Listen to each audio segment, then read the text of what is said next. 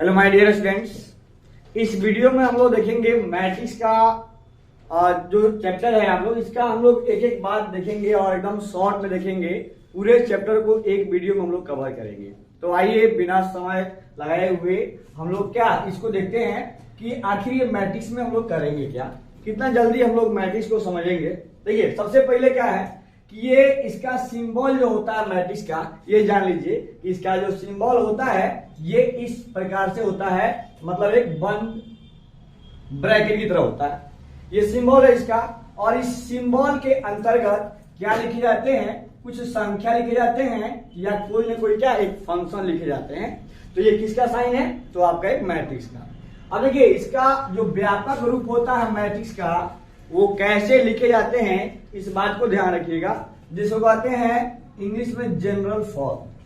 ठीक है, अब जैसे इसका जनरल फॉर्म क्या होगा, A बराबर AIJ और बाहर लिखा होगा M क्रॉस N। जहां पे अब देखिए यहाँ पे क्या ध्यान देना है, मैट्रिक्स को कैपिटल लेटर से डिनोट करते हैं। कभी भी बड़का ए लिखेंगे या बड़का बी लिखेंगे या बड़का सी लिखेंगे, ऐसे आपको पूरा लिखना होगा।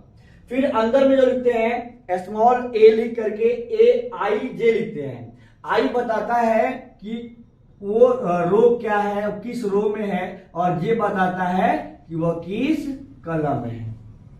और ये M क्रॉस N बाहर लगा होता है, जहां पे देखिए यहाँ पे अलग लिख दिए हैं। M क्या होता है, तो नंबर ऑफ रोज। इस मैट्रिक्स A में कितने रो होंगे वो आपको M बताता है, और N बताता है कि नंबर ऑफ कॉलम कितनी है। मतलब अगर बताए कैसे पता करेंगे कि रो क्या है और कॉलम क्या है, तो आप गिन लोगे कि हॉरिजॉन्टल लाइन कितनी है, मतलब बाएं से दाएं कितनी लाइनें हैं, तो वो क्या होगा, नंबर ऑफ रो होगा। जैसे अगर यहाँ पे आपको दिख रहा होगा ऐसे बनाए हैं कि एक लाइन, दो लाइन, तीन लाइन ऐसे बनाए हुए हैं, तो इसमें रो कितने हो जाएंगे, 3। अब पहले किसी मैट्रिक्स में रो लिखते हैं, उसके बाद यहाँ पे क्रॉस का साइन देते हैं, उसके बाद आप देखते हैं फिर नंबर ऑफ कॉलम। तो नंबर ऑफ कॉलम देखिए लाइन ऊपर से नीचे ड्रॉ किए हैं, तो ये होता है कॉलम, यानी ऊपर से नीचे जो भी लाइन खींचे रहेंगे, जितने लाइन खींचे रहेंगे वो आपको क्या होंगे, कॉलम होंगे। तो बताइए इसमें आपको कितने कॉलम दिख रहे हैं, एक लाइन, दो लाइन, तो कितने कॉलम है भाई, 2।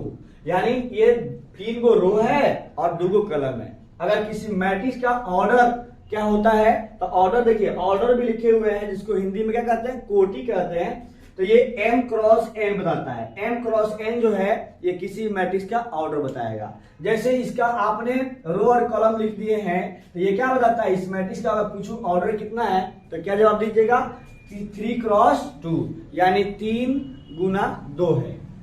ठीक है, अब जो अभी आप समझे हैं कि एक मैट्रिक्स को ऐसे रिप्रेजेंट करते हैं, तो पूछे जाएंगे ऑब्जेक्टिव में कि बताइए इसका, कोई मैट्रिक्स लिख देगा ऐसे, कहेगा इसका नंबर ऑफ रो बताइए, नंबर ऑफ कॉलम बताइए, या किसी कॉलम के एलिमेंट का या रो के एलिमेंट को क्या उसका एड्रेस पूछ देगा कि बताइए जो एलिमेंट है किस रो और किस कॉलम का है। तो आइए अब देखते हैं एक क्वेश्चन, आपके सामने क्वेश्चन देता हूं। देखिए यहाँ पे एक और है, इसको हम लोग भी देख लेते हैं कि नंबर ऑफ एलिमेंट क्या है, यानी अवयवों की संख्या किसी मैट्रिक्स में कितनी है। जैसे हम बात करते हैं, आपको ये दिख रहा होगा जो लाइन, इसमें कितने नंबर लिखे हुए हैं, देखिए तो डैश डैश कितने पारे हुए हैं, तो 1 2 3 4 5 6 आप गिन के भी बता सकते हैं, या सिंपली जो भी आपका ऑर्डर दिया है ना उसको मल्टीप्लाई करके भी बता सकते हैं।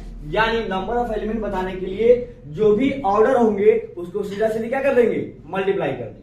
तो ये कितना हो जाएगा, इसमें एलिमेंट ये 3 क्रॉस 2 का है, तो 3 दूना कितना हो जाएगा, एलिमेंट 6 हो जाएगा।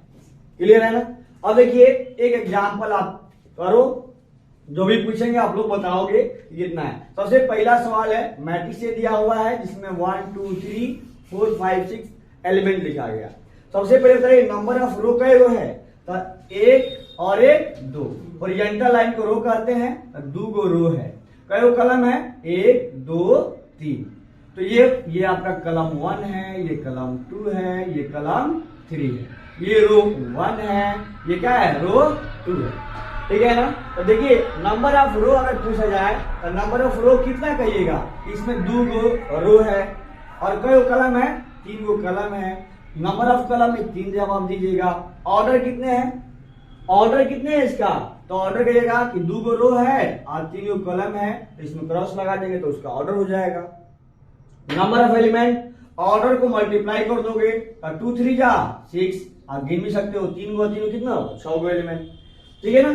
अब अगर पूछेगा एड्रेस इसका, किसी मैट्रिक्स में एलिमेंट का एड्रेस, देखिए अगर पूछेगा कि ए आई जे आखिर क्यों लिखे जाते हैं, ये बताता है कि किसी मैट्रिक्स के एलिमेंट का एड्रेस क्या है, पता क्या है उसके, कि वह किस रो और किस कॉलम में, ठीक है। तो क्या करेंगे भाई, देखिए तो अब यहाँ पे A11 यानी A11 का मीनिंग समझिए कि ये बताता है रो, ये बताता है कॉलम, कि वो उसका एड्रेस हुआ कि फर्स्ट रो और फर्स्ट कॉलम का एलिमेंट क्या है, बताइए। ये फर्स्ट रो और फर्स्ट कॉलम यही ना है जी, तो इसका क्या हो जाएगा 1 हो जाएगा। ये बताइए सेकेंड रो और थर्ड कॉलम, देखिए पहले रो पढ़ते हैं तो सेकेंड रो थर्ड कॉलम, तो सेकेंड रो में जाएंगे थर्ड कॉलम, कितना है जी, तो 6 हो जाएगा।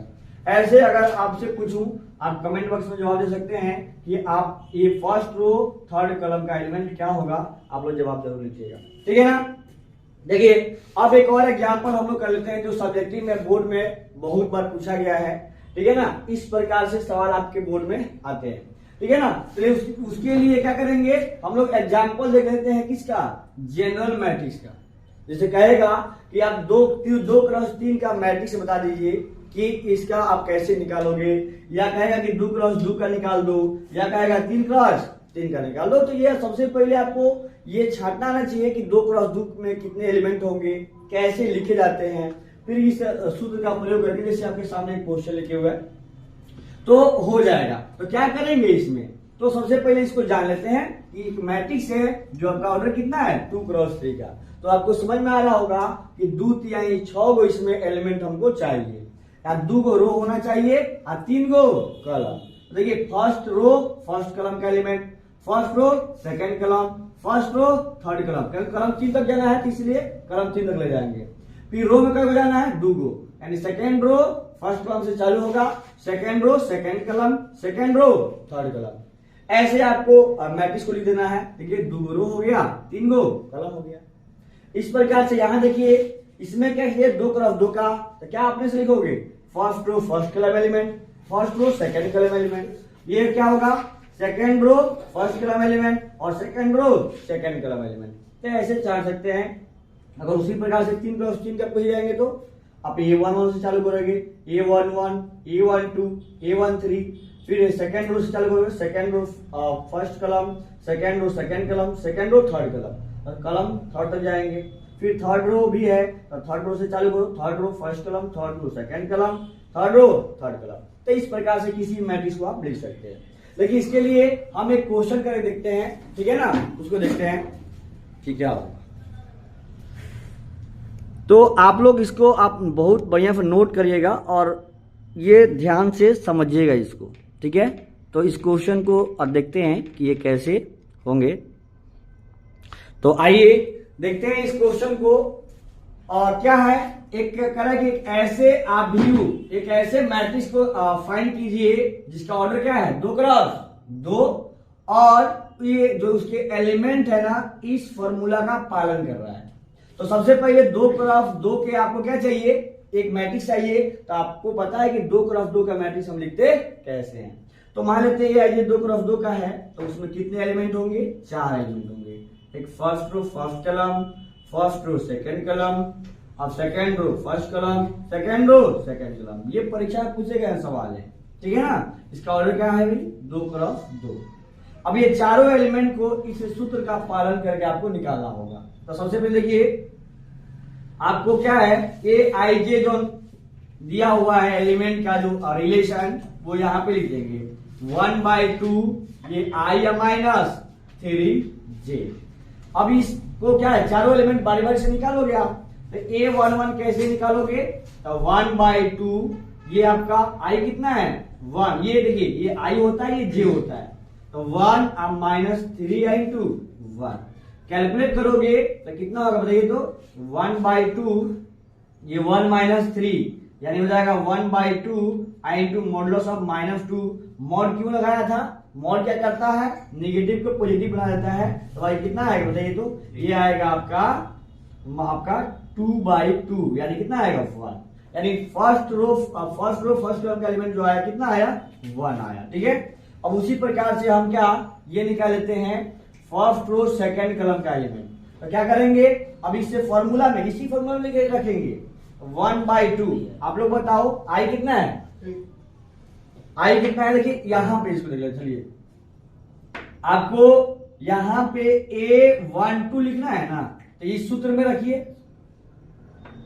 आपका कितना सूत्र है यहाँ पे 1/2, और ये आई की जगह कितना रखना है, आई की जगह पे 1 रखना है, अब -3j है 3, और j कितना है, j है आपका 2 यहाँ पे, तो 2 यहाँ पे रख दीजिए 1/2, और ये 1 माइनस कितना हो जाएगा 1 और -3 2 6, तो हो जाएगा आपका 6 में से एक जाएगा -5, और मॉड पॉजिटिव कर देगा, ये कितना हो जाएगा 5/2। इस प्रकार से क्या कर लेंगे, आप ये A21 लिख देंगे। A21 कैसे निकालोगे 1/2, और ये I कितना है 2 और माइनस और 3 इंटू 1, बिल्कुल। तो 1/2 ये हो जाएगा 2 में से 3 का कितना -1, यानी हो जाएगा +1/2। इसी प्रकार से कौन है ये 2 और निकालोगे कितना होगा 1/2 बाहर है, ये 2 और -3 इंटू 2, तो बताइए कितना हो जाएगा ये 1/2, और ये हो जाएगा आपका 2 माइनस कितना हो जाएगा 6, यानी -4/2, तो हो जाएगा आपका 2 आंसर आ जाएगा, मॉडुलस लगा हुआ है। तो अब क्या कर देंगे, जब भी आप नोट कर लिए होंगे तो देखिए इसको यहाँ पे हम लिख देते हैं। इसके बाद यहाँ पे आ जाइएगा, क्या करेंगे, जो मैट्रिक्स आपका था वो 2x2 का था, और ये A11 फर्स्ट एलिमेंट कितना आया है 1 आया था, देखिए यहाँ पे 1 आया है, फिर A12 की जगह पे, यानी A12 जब कितना आया भाई 5/2 आया था, यहाँ 5/2 लिख देंगे। उसके बाद A21 कितना आया है तो 1/2, उसके बाद से A22 कितना आया है 2। देखिए आपका मैट्रिक्स 2 क्या हो गया था यार, ये 2 नंबर का क्वेश्चन है, बहुत सिंपल है, आप इसको थोड़ा सा नोट कर लीजिएगा अपने कॉपी में। और जस्ट इसके बाद अब हम पढ़ने जा रहे हैं क्या टाइप्स ऑफ मैट्रिक्स। अब जल्दी से स्क्रीनशॉट ले लीजिए या नोट कर लीजिए, उसके बाद हम लोग नेक्स्ट टॉपिक को देखते हैं। चलिए बच्चों, तो अब हम लोग देखते हैं टाइप्स ऑफ मैट्रिक्स। ठीक है ना, मैट्रिक्स के बारे में बहुत कुछ जान गए, अब हम उसके टाइप देख लेते हैं। टाइप से भी एक क्वेश्चन आपका ऑब्जेक्टिव आता है कि आपको बताना रहेगा, बताइए कि ये स्क्वायर मैट्रिक्स है कि कॉलम मैट्रिक्स है कि रो मैट्रिक्स है। तो जितने भी टाइप है हम डिस्कस करते हैं, जो बोर्ड में पूछे जाते हैं वही आपको डिस्कस करेंगे। ठीक है, अगर आपको और भी एक्स्ट्रा चाहिए तो उसके लिए दूसरा वीडियो है, उसका लिंक आपको दिए जाएंगे, जरूर देखिएगा उसको। ठीक है, तो देखिए सबसे पहले जो अभियोग के प्रकार में आता है वो है आपका क्या रो मैट्रिक्स। तो रो मैट्रिक्स को जो पंक्ति अभियोग भी कहते हैं, हिंदी में पंक्ति अभियोग आप लोग लिख सकते हैं, पंक्ति अभियोग कहते हैं। और ये रो मैट्रिक्स होता क्या है, तो वैसा मैट्रिक्स जिसका नंबर ऑफ रो यानी पंक्तियों की संख्या क्या होनी चाहिए 1 होनी चाहिए। ऐसा अभियोग जिसमें पंक्तियों की संख्या यानी नंबर ऑफ रो 1 हो जाए उसे रो मैट्रिक्स कहते हैं। तो अब अभी आप पढ़े हो कि ऑर्डर, तो बताइए इसका ऑर्डर यानी रो और कॉलम कितने हैं बता सकते हैं क्या, कितने रो है इसमें 1, और कॉलम का वो है 1 2 3 4 5 रो कॉलम है। तो इसमें आपको रो कितने हैं, रो 1 है, इसलिए इसको कहेंगे क्या रो मैट्रिक्स। उसी प्रकार से भी एग्जांपल है, रो का एगो है 1, कॉलम का एगो है 1 2 3 4 5 6, तो 6 है, एक रो है इसलिए इसको रो मैट्रिक्स कहेंगे। क्लियर। उसी प्रकार से है आपका क्या कॉलम मैट्रिक्स। कॉलम मैट्रिक्स आपको बताना है कि ये नंबर ऑफ कॉलम अगर 1 हो जाए तो उसको क्या बोलेंगे कॉलम मैट्रिक्स को लेंगे, या इसको कहते हैं स्तंभ अभियोग। ठीक है, तो इसमें देखिए तो इसमें कॉलम का एगो है, कॉलम एगो है इसलिए इसको क्या कहेंगे कॉलम मैट्रिक्स। ऐसे भी एग्जांपल ये भी है ABCD, कॉलम एगो है, देखिए रो कितना आपको 4 गो है। तो अगर एक कॉलम हो जाए तो कॉलम मैट्रिक्स, अगर एक रो हो जाए तो रो मैट्रिक्स। ठीक है, इसे भी इंपॉर्टेंट जो परीक्षा में एकदम बहुत आता है, एकदम VVI है, बहुत बार पूछा गया है आपके किसी भी बोर्ड में कि स्क्वायर मैट्रिक्स क्या होता है, जिसको हिंदी में कहते हैं वर्ग अभियोग। ऐसे ही वर्ग से ही आपको समझ में आ रहा होगा कि जिसके वर्ग क्या होता है, जिसका सभी के सभी मतलब भुजाएं का बराबर, यानी अगर कोई इसमें क्या होगा, एक तरफ रो होगा एक तरफ कलम होगा, तो वैसे मैट्रिक्स जिसमें नंबर ऑफ रो बराबर नंबर ऑफ क्या हो जाए, कलम हो जाए, उसे बोलते हैं क्या, आपको स्क्वायर मैट्रिक्स। यानी कि एम और एन अगर ऑर्डर रहेगा ना किसी मैट्रिक्स का, तो क्या होगा, एम रो है एन कलम है, तो अगर एम बराबर एन है तो क्या होगा, आपका स्क्वायर मैट्रिक्स होगा। तो ऑप्शन दिया रहेगा 4 गो रहेगा कि अगर a matrix A I J M cross N का है, तो चारों ऑप्शन में से बताइए कि कौन सा वर्गाभियोग का कंडीशन है।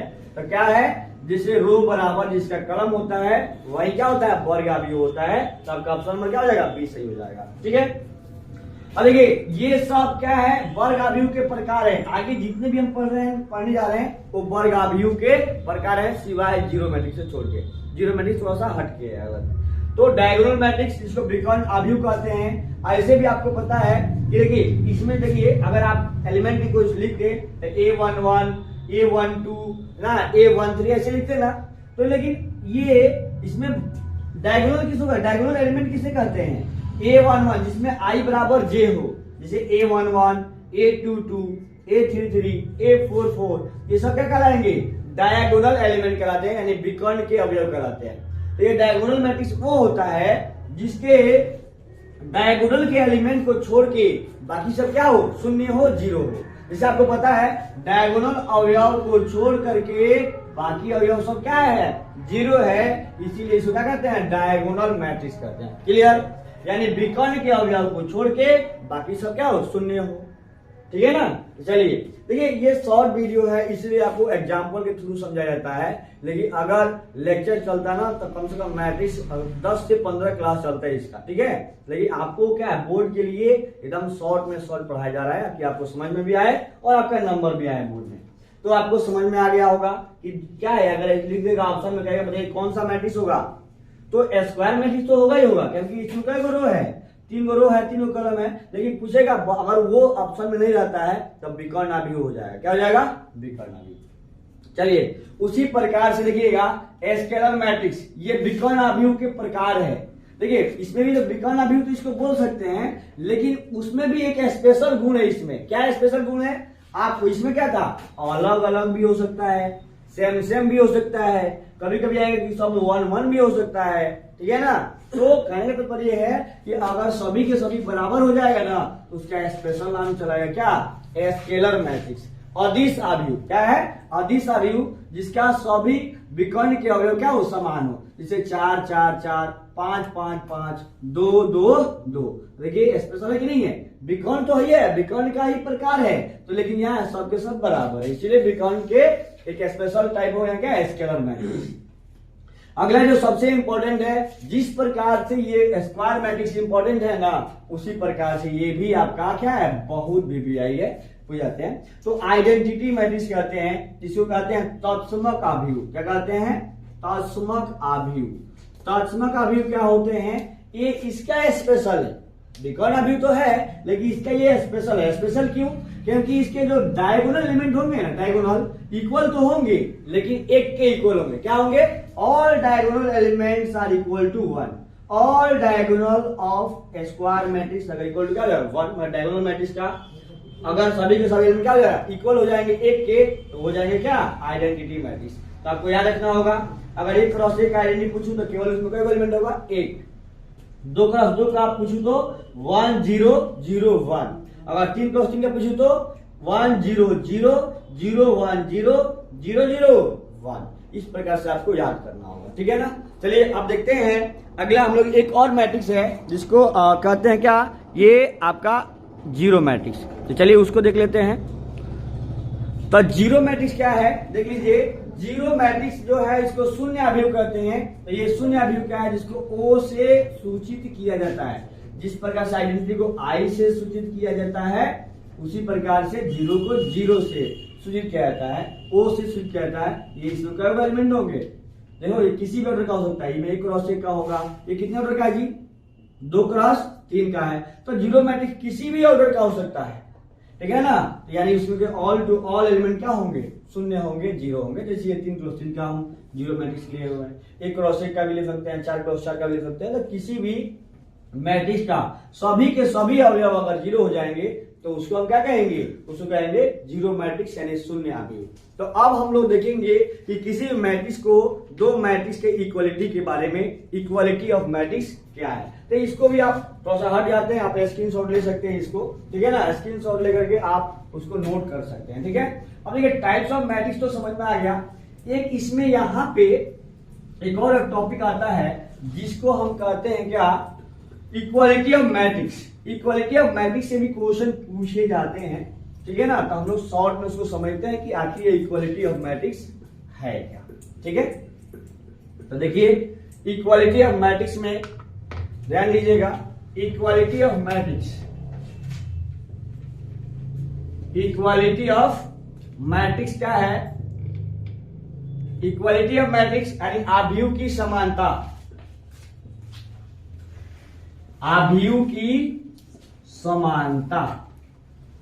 यानी इसका मतलब क्या हो गया, अगर दो मैट्रिक्स अगर बराबर हो जाएं, जैसे A बराबर क्या हो जाए B, इसका मतलब क्या जरूरी है, दो मैट्रिक्स के समान होने के लिए B एक मैट्रिक्स Bij है जिसका ऑर्डर, इसका भी M क्रॉस N होनी चाहिए, इसका भी M क्रॉस, यानी सबसे पहला कंडीशन होगा कि उसके क्या होनी चाहिए, उसका ऑर्डर सेम होनी चाहिए, तो अब जाके कॉम्परेबल मैट्रिक्स बोला जाता है। और मान लीजिए बराबर अगर हो गया, ऑर्डर सेम अगर बराबर लगा हुआ है, क्या हो जाएगा, इसके कॉरेस्पॉन्डिंग एलिमेंट क्या होंगे, बराबर होंगे। इसको कहते हैं कॉरेस्पॉन्डिंग एलिमेंट बराबर, यानी संगत अवयव बराबर होंगे, संगत अवयव बराबर होंगे तो इक्वल होंगे। इसका मतलब समझिएगा ध्यान से, यानी अगर A11 यहाँ पे है ना, तब B11 यहाँ पे क्या होनी चाहिए, बराबर। इसे इसका आप एग्जांपल समझ लीजिए, एक एग्जांपल लेता हूं, ये 1 2 3 4, ठीक है, और एक B मैट्रिक्स है आपका X2, ठीक है ना, आपका ये 3, ये आपका Y है। अब हम कहेंगे कि मैट्रिक्स A के बराबर B है ना, तो X और Y का वैल्यू बताइए कितना होगा। तो आप कहोगे सर एक जगह पे हम क्या करेंगे, 1 2 3 4 दिया हुआ है और ये बीच में बराबर लगा हुआ है, और B की जगह पे लिखेंगे X 2 3 Y, बीच में बराबर लगा हुआ है, ऑर्डर तो सेम ही है, 2 क्रॉस 2, यानी देखिए ये क्या होगा, इसके संगत अवयव कौन है, X, तो X कितना हो जाएगा 1, ये 3 है तो यहाँ पे देखिए संगत 3 है, अगर ये वहां 4 है या इसके संगत कौन है Y, तो Y कितना हो जाएगा, Y आपका 4 हो जाएगा, ठीक है ना। तो एक क्वेश्चन आपके लिए है, वो क्वेश्चन देखिए अभी आप सॉल्व कर सकते हैं। एक मैट्रिक्स है x plus y, x minus y, ये कितने ऑर्डर का है, देखिए ये 2 क्रॉस 1 का, 2 क्रॉस 1 का एक मैट्रिक्स है, और ये इक्वल है किसके, ये इक्वल है 4 और 6 के, ये 4 और 6 के इक्वल हैं। तो आपको x और y का मान निकालना है, ठीक है। तो अब देखिए इक्वल लगा हुआ है तो हम जानते हैं कि a वाला एलिमेंट क्या इसके बराबर होगा, पता है ना, तो x प्लस वाई क्या होगा 4, नंबर 1 इक्वेशन, और ये x माइनस वाई इक्वल क्या जाएगा 6, ये नंबर 2 इक्वेशन। इसको सॉल्व करना होगा तो आप 2 इक्वेशन, 2 अननोन है तो इसको आप कई सारे प्रोसेस जानते होंगे, जैसे आप प्रतिस्थापन विधि जानते होंगे, ठीक है ना, और या विलोपन यानी इलिमिनेशन मेथड जानते होंगे, इसको इलिमिनेशन कहते हैं, आप प्रतिस्थापन को सब्स्टिट्यूशन कहते हैं इंग्लिश में। तो क्या हम इसको क्या इलिमिनेशन से कर देते हैं, देखिए ऐड करेंगे ना दोनों को, क्या एडिंग फर्स्ट एंड सेकंड, तो फर्स्ट और सेकंड को ऐड करोगे ना, वाई वाई क्या जाएगा कैंसिल, और एक्स और एक्स कितना जाएगा 2x, और 4 6 कितना जाएगा 10, अरे बोलो 10/2 कितना हो जाएगा 5, होगा ना। उसी प्रकार से आप ये x plus y equal to 4 है ना, अब क्या करेंगे, x का मान वहां पे रख देंगे, x का मान कितना है 5 है ना, ये y ये हो जाएगा 4, तो y कितना हो जाएगा 4 माइनस 5 बराबर कितना -1, क्लियर है ना। तो देखिए इक्वालिटी ऑफ मैट्रिक्स आपको समझ में आया होगा, यहां से भी एक नंबर के क्वेश्चन पूछे जाते हैं। देखिए आपको ध्यान देना है कि कॉरेस्पॉन्डिंग संगत अवयव क्या होते हैं, बराबर। जल्दी से स्क्रीनशॉट लीजिए और इसको नोट कर लीजिए, ठीक है ना। फिर नेक्स्ट देखते हैं किसी मैट्रिक्स को जोड़ेंगे कैसे, घटाएंगे चलिए बच्चों, तो अब हम लोग देखते हैं अलजेब्रा ऑफ मैट्रिक्स में ये आपका एडिशन ऑफ मैट्रिक्स, माने किसी भी आव्यूह को कैसे जोड़ेंगे या दो आव्यूह कैसे आपस में जुटेगा, ये अब हम लोग पढ़ने वाले हैं। देखिए एडिशन पढ़ेंगे और जोड़ेंगे इसको मैट्रिक्स को, तो लेकिन कंडीशन भी है कि कब जुटेगा। तो देखिए m क्रॉस n और ये भी m क्रॉस n, यानी दोनों का ऑर्डर सेम रहेगा, तब दो मैट्रिक्स को क्या कर सकते हैं, ऐड कर सकते हैं। तो आइए जोड़ते हैं दोनों मैट्रिक्स को। कैसे जुटेंगे, तो a प्लस बी को हम लोग जोड़ से सूचित करेंगे, a I J B I जे, दोनों का ऑर्डर सेम है तो जुट जाएगा। जुटेगा कैसे, तो कॉरेस्पॉन्डिंग एलिमेंट जुटेगा, इसका a11, इसका b11, इसका a12, इसका b12, उसी करस्पॉन्डिंग एलिमेंट जुटेगा तो आपस में जुट जाएगा। और जो मैट्रिक्स निकल के आएगा a प्लस बी, उसका ऑर्डर कितना होगा, m क्रॉस n, जितना a और b रहेगा उसी ऑर्डर का उसका जोड़ेंगे तो वो मैट्रिक्स आएगा। चलिए तो जोड़ के देखते हैं कुछ एग्जांपल से, बहुत सिंपल है जोड़। तो एक मैट्रिक्स ए दिया हुआ है जिसका एलिमेंट है 1 2 3 4, एक बी मैट्रिक्स है 4 5 2 3, आइए इसका ऑर्डर बता सकते हैं आप 2 क्रॉस 2, इसका भी ऑर्डर आप बता सकते हैं 2 क्रॉस 2। क्या दोनों को जोड़ सकते हैं, तो आपका जवाब रहेगा बिल्कुल। क्यों जोड़ सकते हैं, दोनों का ऑर्डर सेम है। अब जुटेगा कैसे, तो a प्लस बी करेंगे, ए का ए मैट्रिक्स बी मैट्रिक्स जोड़ेंगे, कैसे जुटेगा बताइए, जल्दी से बताइए कैसे जुटेगा। इसका ऑर्डर तो 2 क्रॉस 2 का ही रहेगा क्योंकि a 2 क्रॉस 2 का है।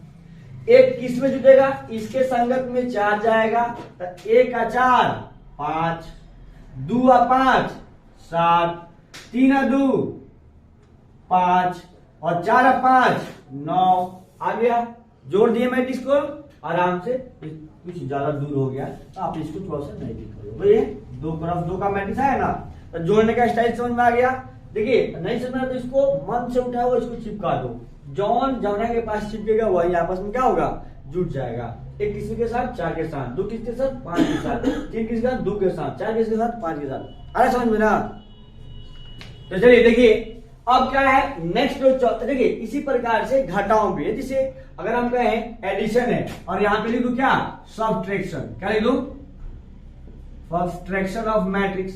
तो घटाओ क्या होगा, अभी ऑर्डर सेम होनी चाहिए, घटे कैसे, यहाँ घटा देंगे तो संगत हो क्या हो जाएंगे, घट जाएंगे। तो अगर हम हमसे घटाओ पूछ लूं तो घटाओ भी बता दीजिए।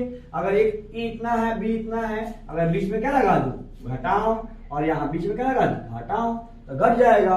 और यहाँ ए प्लस बी है, अब क्या है, ये माइनस बी चाहिए, क्लियर है। तो घटाइए तो कैसे घटाओगे आप, नंबर तो बदल जाएगा ना।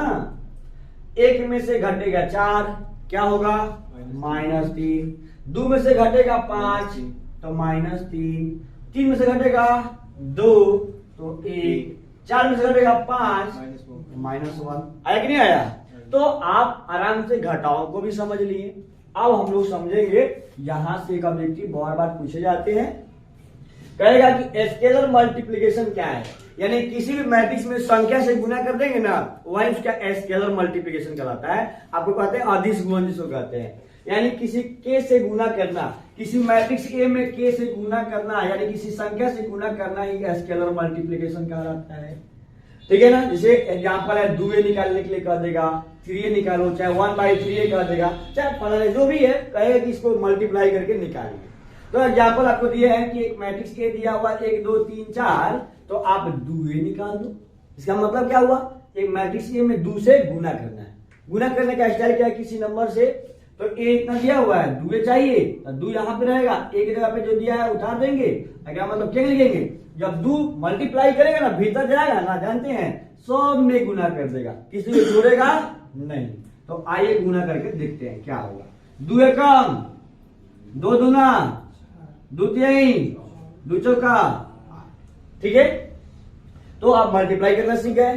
तो आइए एक ऑब्जेक्टिव कर लेते हैं। यहाँ पे एक ऑब्जेक्टिव ये है कि ये पूछा हुआ सवाल है बोर्ड में कि अगर ए मैट्रिक्स है जिसमें 4 एलिमेंट दिया हुआ है ए बी सी डी, और पूछ रहा है कि लैम्डा ए, चारों ऑप्शन में से कौन लैम्डा ए होगा, लैम्डा ए का मान होगा। तो देखिए अभी तो आप पढ़े हुए हैं कि जब अगर किसी संख्या से गुना करेंगे तो मैट्रिक्स के सभी एलिमेंट में गुना करता है। तो अगर हम लैम्डा से गुना करेंगे तो सभी एलिमेंट में गुना करेगा। तो बताइए ये क्या लैम्डा तो भीतर भेजा था, ये तो खाली रो R1 में किया हुआ है, क्या सभी में गुना किया है, ए वाला ऑप्शन क्या है गलत। ये वाला देखिए क्या सभी एलिमेंट में लैम्डा से गुना हुआ है, तो यानी ये सही आपका ऑप्शन है। ये वाला भी क्या है गलत। समझ में आया, यानी लैम्डा से गुना करेंगे तो सभी अवयव में गुना होगा। बहुत VVI है, बार बार पूछे जाते हैं और इस साल भी ये क्वेश्चन रिपीट कर सकता है, ठीक है ना। इसी प्रकार से डिटर्मिनेंट में भी एक क्वेश्चन आएगा और उसमें भी आपको बताया जाएगा कैसे डिटर्मिनेंट में करते हैं, कैसे मैट्रिक्स में करते हैं, अंतर वहां बताया जाएगा, ठीक है।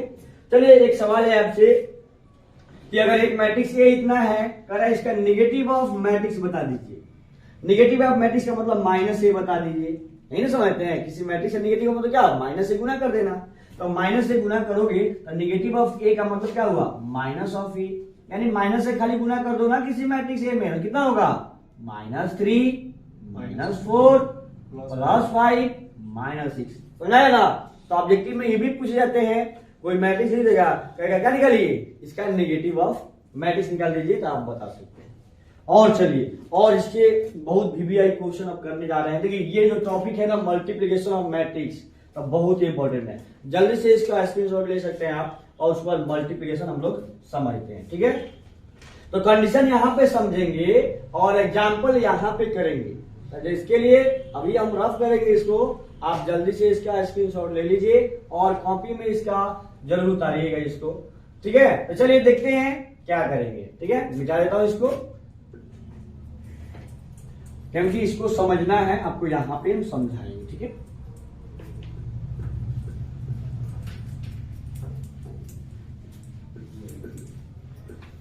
इतना दूर में काफी है समझाने के लिए। चलिए यहां भी देखते हैं कि मल्टीप्लिकेशन ऑफ मैट्रिक्स, दो मैट्रिक्स का गुना कैसे करेंगे। गुना करना बहुत जरूरी है और मैट्रिक्स में समझिए अगर आपको गुना आ गया ना तो मैट्रिक्स में कोई परेशानी आपको नहीं होगी।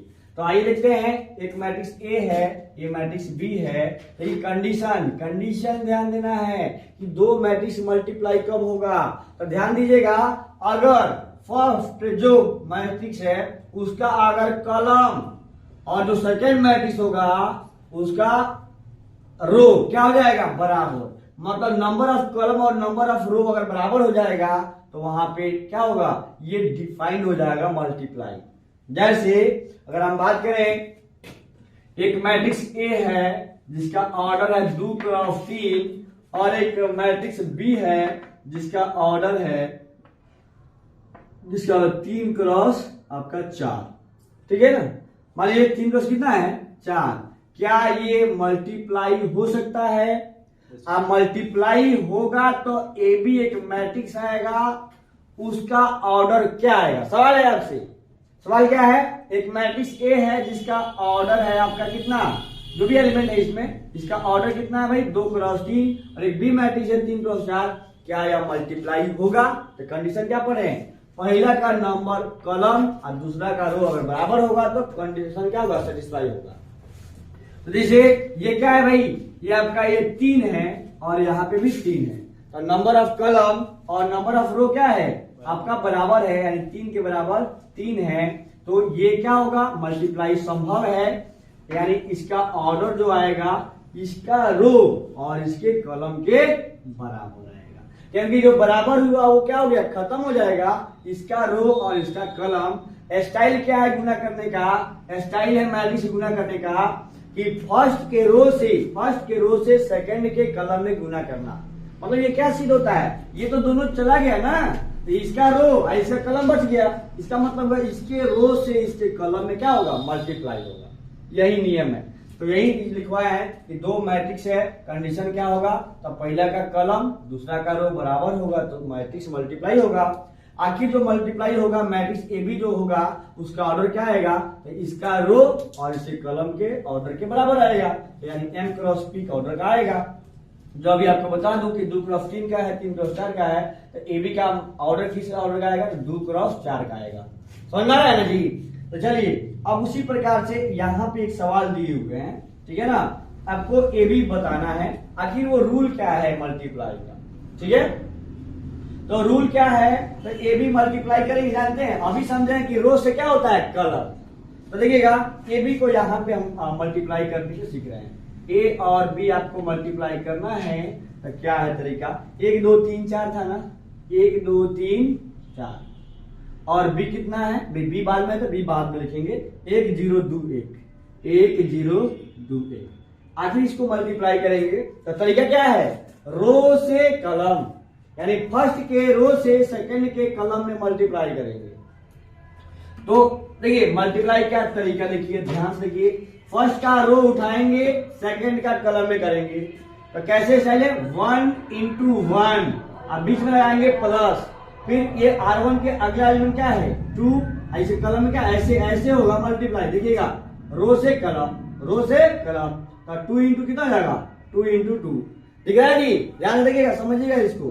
देखिए रो से कलम यानी फर्स्ट के साथ, सेकंड वाला सेकंड के साथ, यानी रो से कलम 1 into 1, अब बीच में जाएगा प्लस, फिर 2 into 2, यानी फर्स्ट रो से फर्स्ट कलम में हो गया, तो यहां लिखा गया।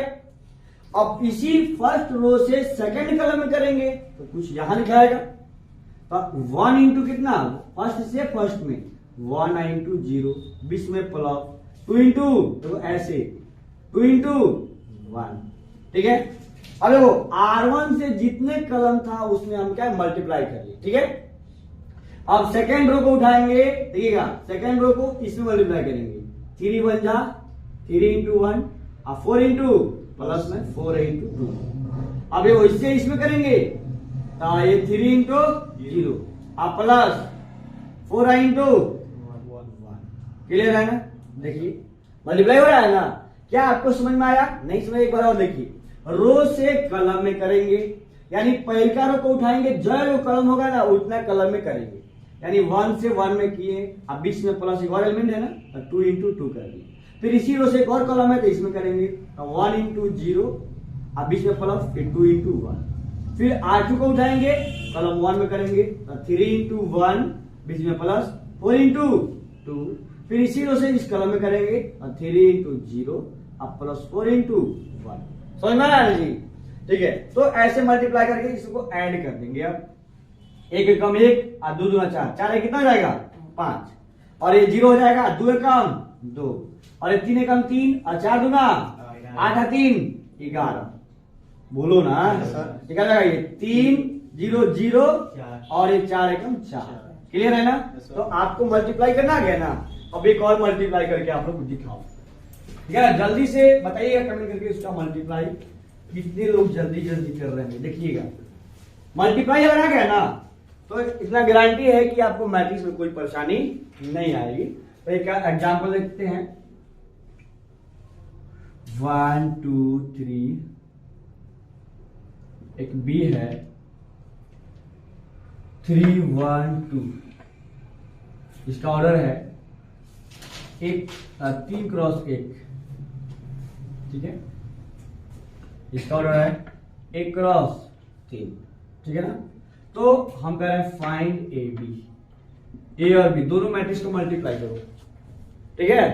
तो एक बार ध्यान दीजिएगा कैसे कर रहे हैं मल्टीप्लाई, इसको मल्टीप्लाई कर दीजिएगा, समझ आएगा आपको मल्टीप्लाई करना आ गया। ए पहले लिखेंगे 1 2 3, ठीक है, फिर यहां बी लिखेंगे क्या 3 1 2, ठीक है।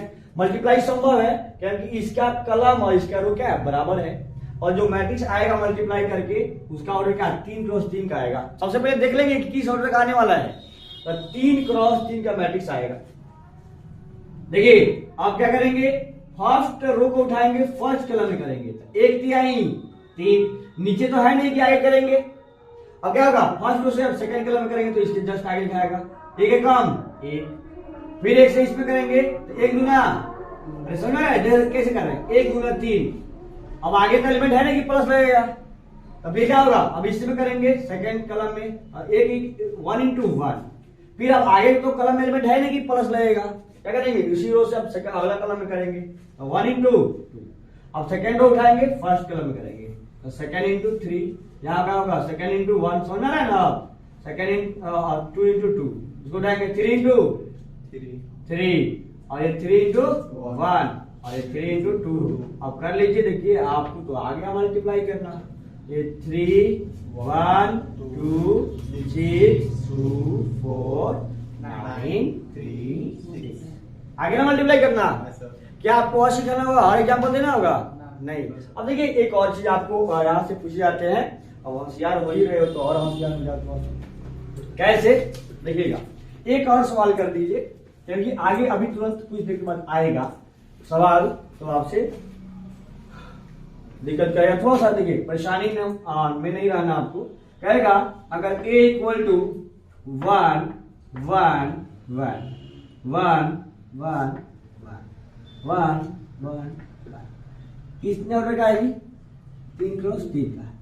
आपसे कहेगा ना कि फाइंड ए स्क्वायर, फाइंड ए स्क्वायर। अब यहां से ध्यान दीजिएगा, नोट में सीख लीजिए, इसको मिटा देता हूं। कहेगा ए स्क्वायर निकालिए, चाहे ए क्यू निकालिए, चाहे ए के पावर 4 निकालिए, नहीं ऐसे कर सकते हैं कुछ भी। तो हम ए स्क्वायर को तो हम लोग होशियार है, समझेंगे कि क्या है ए इंटू ए, तो कर ही सकते हैं, ए स्क्वायर कर सकते हैं जी। अरे ए स्क्वायर को 2 बार लिख दिए, क्या दिक्कत है? अब ए स्क्वायर को ए इंटू ए लिख दिए, अब उसको 2 बार लिखेंगे। देखिए 1 1 1 1 1 1 1 1, क्या ये समझ में आ रहा है? फिर एक बार और लिख दीजिए 1 1 1 1 1 1 1 1 1। ये 3 क्रॉस 3 का, ये भी 3 क्रॉस 3 का, तो क्या होगा? मल्टीप्लाई होगा। ये भी पूछा हुआ सवाल है, इसीलिए आपको हम करा रहे हैं। ऑब्जेक्टिव में पूछेगा, सब्जेक्टिव में भी। तो ए स्क्वायर को ए इंटू ए लिख सकते हैं, तो 2 बार को मल्टीप्लाई करना होगा। मैट्रिक्स का मल्टीप्लाई आपको पता है, रो से कलम में होता है। रो को उठाएंगे, कलम में नधून करेंगे, तो एक एकम एक। देख रहे हैं आप लोग, ध्यान देखिए, 1 से 1 में 1 एकम 1, फिर इस 1 से इसमें होगा 1 एकम 1। अब देखो 1 एकम 1, समझ में आ रहा है ना? इसी रो से इस कलम में करेंगे, तो 1 प्लस 1 प्लस 1, समझ में आ रहा है ना जी? 1 से 1 में तो 1 प्लस 1 इंटू 1 प्लस 1, ये 1 इंटू 1 प्लस 1 हो गया। इस रो से इस कलम में करेंगे, तो 1 प्लस 1 प्लस 1 आ रहा है समझ में?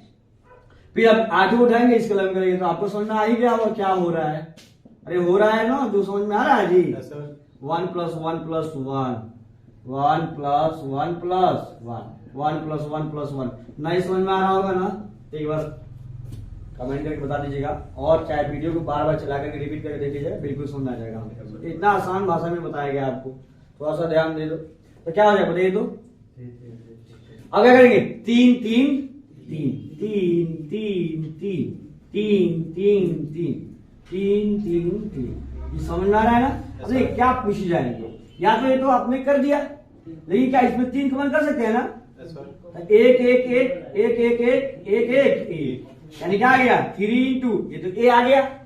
तो ऑप्शन में रहेगा कि बताइए, अगर ए इतना है ना, तो कहेगा कि बताइए 4 ऑप्शन में चुनिए कि वो ए के बराबर है, कि आपका 2a के बराबर है, कि वो 3a के बराबर है, कि आपका 4a के बराबर है। किसके बराबर है? 3a के बराबर है।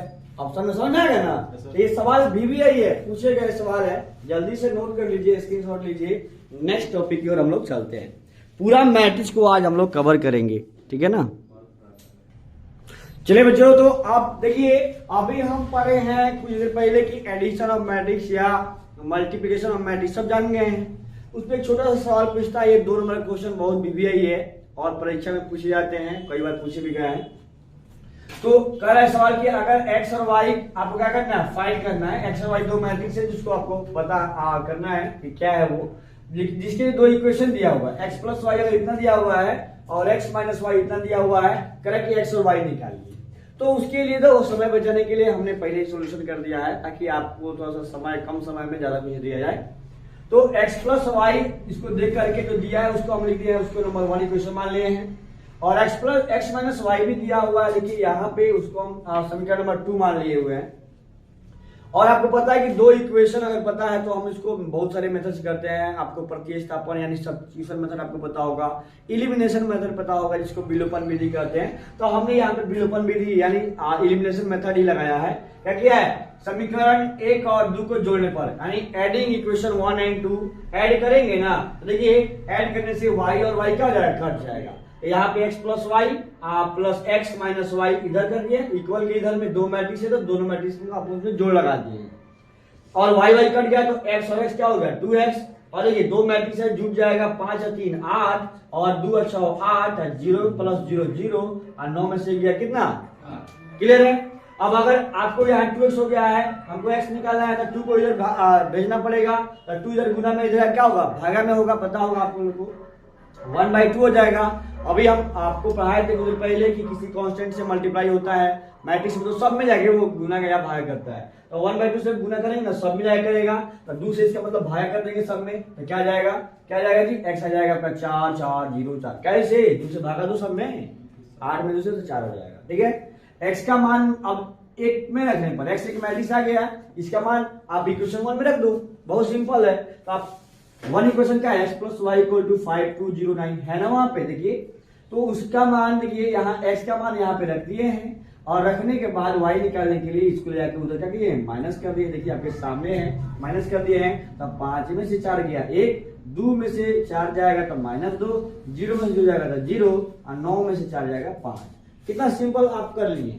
और बोर्ड में क्वेश्चन है, 2 क्वेश्चन आपको हम दे रहे हैं, आप जरूर नोट करिएगा इसको, ये एनसीईआरटी का सवाल है, लेकिन बोर्ड में बहुत पूछे गए हैं। देखिए क्वेश्चन क्या है कि अगर f(x) बराबर cos x minus sin x 0, sin x 0 0 0 0 1 दिया है, तो प्रूव कीजिए, सिद्ध कीजिए कि f(x) इंटू fy बराबर f(x) प्लस y है। बहुत भी क्वेश्चन से करके आपको बताइएगा कि आप किए कि नहीं किए, कमेंट जरूर करिएगा।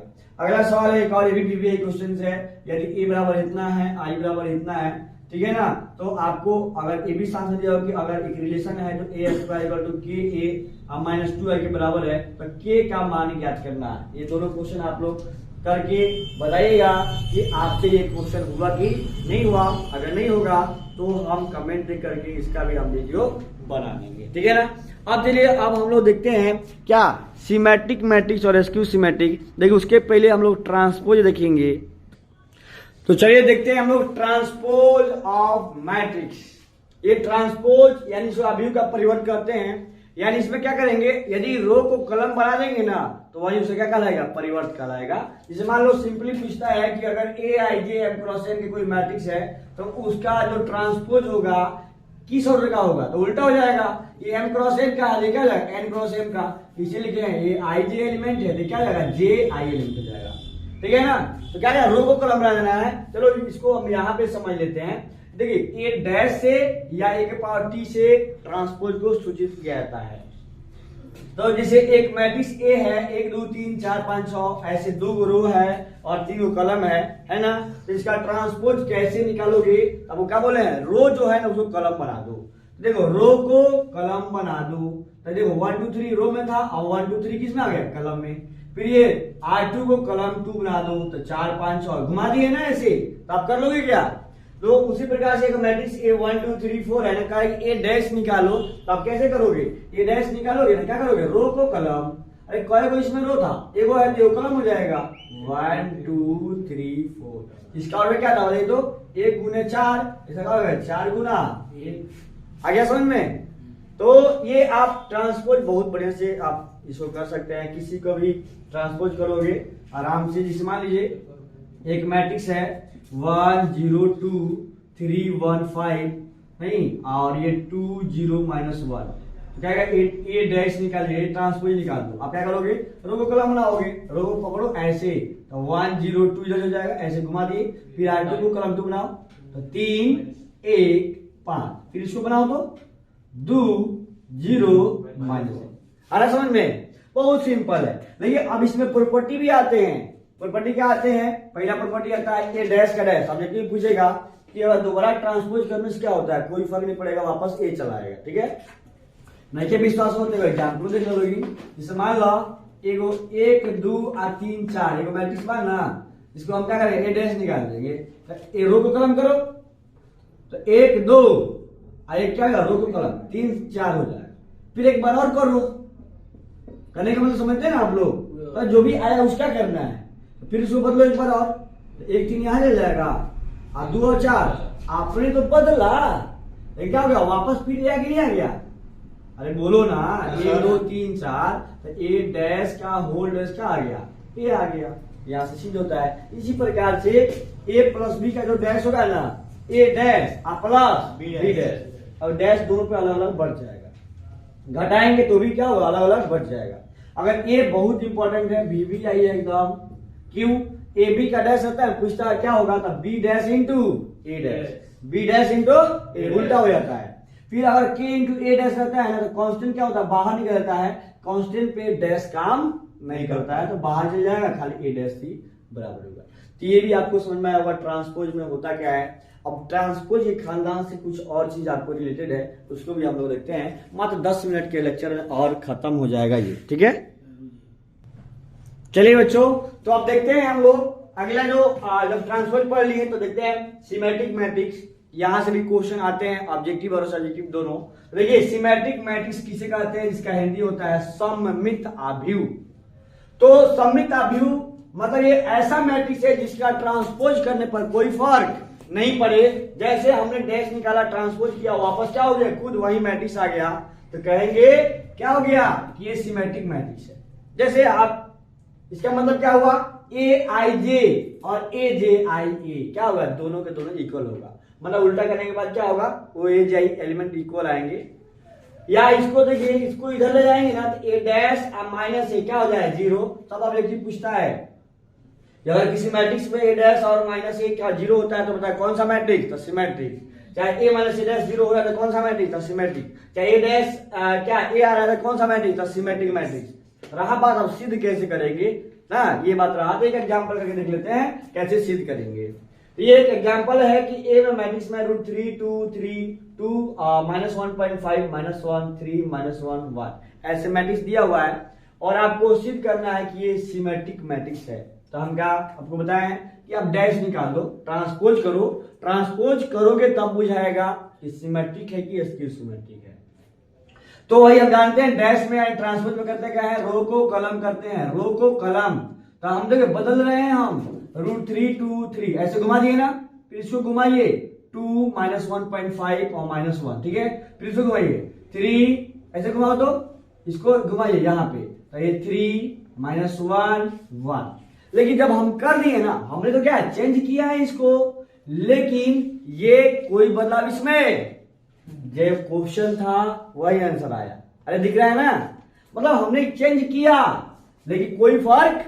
इसका मतलब क्या हुआ कि ए डैश करने पर वापस ए ही आ गया, तो कहेंगे इट इज सिमेट्रिक मैट्रिक्स।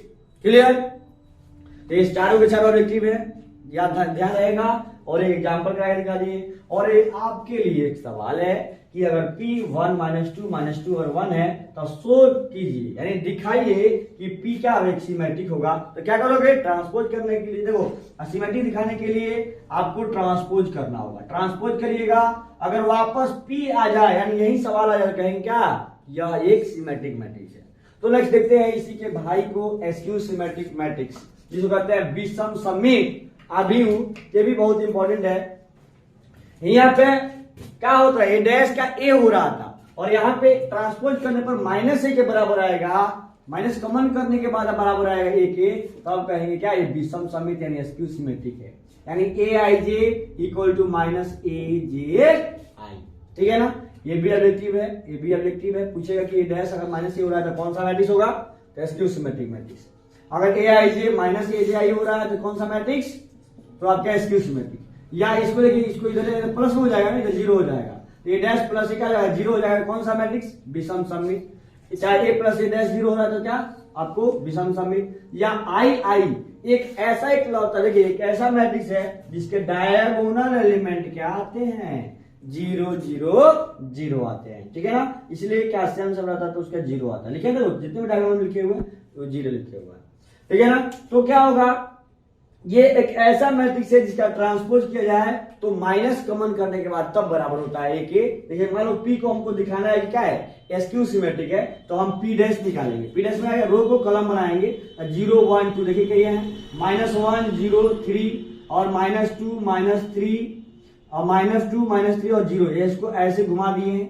लेकिन देखिए अभी ये और ये क्या है, इसमें और इसमें क्या है, थोड़ा सा अंतर है कि नहीं है। यहाँ पे क्या है, 1 है तो यहाँ पे कितना -1 है, या 2 है तो -2। इसका मतलब क्या, खाली निगेटिव का ना बड़ी दिक्कत है, तो हम क्या करेंगे, अगले बार में निगेटिव को कॉमन कर लेते हैं।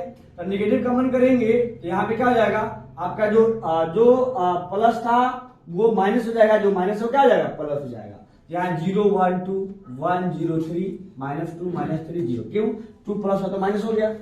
ये 3 प्लस है तो माइनस हो जाएगा कॉमन करने पर। अरे पी डैश यानी आप देखिए तो ए के बराबर है कि नहीं आया, पी के बराबर आया, यानी P dash P minus P हो गया। तो कहेंगे पी क्या है, स्क्यू सिमेट्रिक मैट्रिक्स है। ये आपके लिए दिया गया है कि इसको सिद्ध कीजिए कि क्या है, यह स्क्यू सिमेट्रिक मैट्रिक्स है। तो यहाँ पे क्या ध्यान देना है, सवाल पूछेगा कि सिद्ध कीजिए कि यह सिमेट्रिक है या स्क्यू सिमेट्रिक है। तो क्या करिएगा, सबसे पहले क्या करना है, ट्रांसपोज निकालना है। ट्रांसपोज करने पर अगर कोई फर्क नहीं पड़ेगा तो सिमेट्रिक, अगर ट्रांसपोज पे करने पर अगर माइनस कॉमन करने के बाद तब बराबर आ रहा है ए के या तो क्या कहेंगे, उसको कहेंगे स्क्यू सिमेट्रिक। क्लियर है ना, यही काम आपको करना होगा, ठीक है ना। ऑब्जेक्टिव को पूरा ध्यान रखे रहिएगा। अब हम लोग देखेंगे इसी पे एक आधारित क्या है थ्योरम है, उसको देखते हैं, ठीक है। तो चलिए आप देखते हैं हम लोग एक थ्योरम, मैट्रिक्स में थ्योरम बहुत ही इंपॉर्टेंट है। ये थ्योरम क्या है, ये कहता है किसी स्क्वायर मैट्रिक्स को सम ऑफ सिमेट्रिक और स्क्यू सिमेट्रिक में लिख सकते हैं। यानी आपको क्या है, 1/2 ए plus A dash plus 1/2 A minus A dash. ठीक है, अभी मुझे पहले बताया कि ए माइनस ए डैश क्या आता है, ये क्या आता है, ये स्क्यू सिमेट्रिक, और जोड़ने में क्या आता है आपका सिमेट्रिक आता है, ठीक है ना। तो आपको यही बताना है कि किसी मैट्रिक्स को सिमेट्रिक और स्क्यू सिमेट्रिक के योग के रूप में कैसे लिख सकते हैं, यानी सम के रूप में कैसे लिख सकते हैं। तो क्या करेंगे भाई, थ्योरम आपको याद है, तो करने के उसके इसको आपको क्या करना है, P मान लेना है। यानी P इक्वल टू क्या मानिएगा, 1/2 ए प्लस ए का डैश। P माने हैं तो P को क्या डैश करिएगा, वापस P आ जाए तो समझ में आएगा क्या है, सिमेट्रिक मैट्रिक्स है। उसी प्रकार से इसको Q मानिएगा, Q डैश करिएगा, अगर माइनस Q आ जाएगा तो क्या होगा, वो स्क्यू सिमेट्रिक हो जाएगा। उसके बाद क्या करिएगा, P प्लस Q को जोड़िएगा, जोड़ने के बाद अगर A आ जाता है तो आपका थ्योरम क्या हो जाएगा, प्रूफ हो जाएगा, ठीक है। चलिए इसको आप ऐसे भी 1/2 से गुना करोगे ना तो कट कूट कितना आ जाएगा, A आ जाएगा। तो ये कहता है किसी मैट्रिक्स को आप ऐसे व्यक्त कर सकते हैं। तो आइए क्वेश्चन जो आता है परीक्षा में, ये 5 नंबर क्वेश्चन पूछे जाते हैं और ये बहुत बीबी है, ये इसको नोट कर लीजिएगा आप लोग और ध्यान से देखिएगा। एक मैट्रिक्स A इतना है ना, एक मैट्रिक्स A है 3 5 1 और E -1, कह रहा है एक्सप्रेस सम ऑफ सिमेट्रिक और स्क्यू सिमेट्रिक। तो A दिया हुआ है, क्या करेंगे, A डैश निकाल लेंगे, यानी इसमें क्या है, डैश दिया हुआ है, ठीक है। अब डैश दिया हुआ है तो डैश निकाल लेंगे, A दिया है डैश, यानी ट्रांसपोज निकालेंगे, 3 5 हो जाएगा और 1 -1 हो जाएगा। और उसके बाद क्या करेंगे, P निकालेंगे।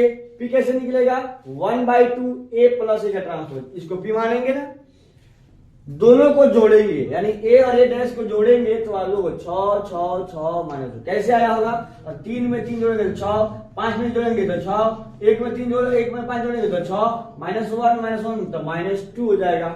अब ये 2 से भागा दे देंगे तो आएगा 3 3 3 -1। आया समझ में। चलिए अब क्या करेंगे, अब ये P प्राप्त हो गया, अब P डैश निकालेंगे, यानी ट्रांसपोज करेंगे सिमेट्रिक के लिए। तो ये ट्रांसपोज हमने किया, लेकिन कोई फर्क, वापस P आ गया तो कहेंगे क्या, एक सिमेट्रिक P एक सिमेट्रिक मैट्रिक्स है। उसी प्रकार से अब इसको Q मानेंगे कि let Q equal to 1/2 A minus A का डैश। तो 1/2 घटाइए तो इसको, 3 में से 3 गया 0, 5 में से 1 गया 4, ठीक है ना, 5 में से 1 गया क्या 4, और देखिए 1 में से 5 गया तो -4 0। दूसरा भागा दोगे ना, तो दूसरा भागा तो क्या होगा, दूसरा भागा दोगे तो ये 0 ये 2 -2 0 आ गया। Q डैश करेंगे यानी ट्रांसपोज करिए तो इसको 0 2 -2 0 और माइनस का मान करेंगे तो ये 0 2 -2 0, यानी Q डैश क्या आ गया, -Q आ गया। इसका मतलब क्या, Q एक स्क्यू सिमेट्रिक मैट्रिक्स है। अब क्या करेंगे, P प्लस Q को जोड़ेंगे, P आपको पता है यहाँ, Q आपको पता है यहाँ, दोनों को जोड़ेंगे। अगर आपका जोड़ने पर वापस ही आ गया तो क्या हो गया, ये प्रूव हो गया। ये क्वेश्चन आते हैं 5 नंबर के, कितने 5 नंबर के। लेकिन हो सकता है ये 2 × 2 का दिए, हो सकता है क्या 3 × 3 का दिए जा सकते हैं। तो ये क्वेश्चन बहुत ही इंपॉर्टेंट है। और इस तरह से हम लोग का जो मैट्रिक्स है, जो बोर्ड का जो पार्ट है, यहाँ ये खत्म होता है। और ये वीडियो को एकदम खूब बढ़िया से देखिएगा और नोट्स जरूर बनेगा। Thank you very much.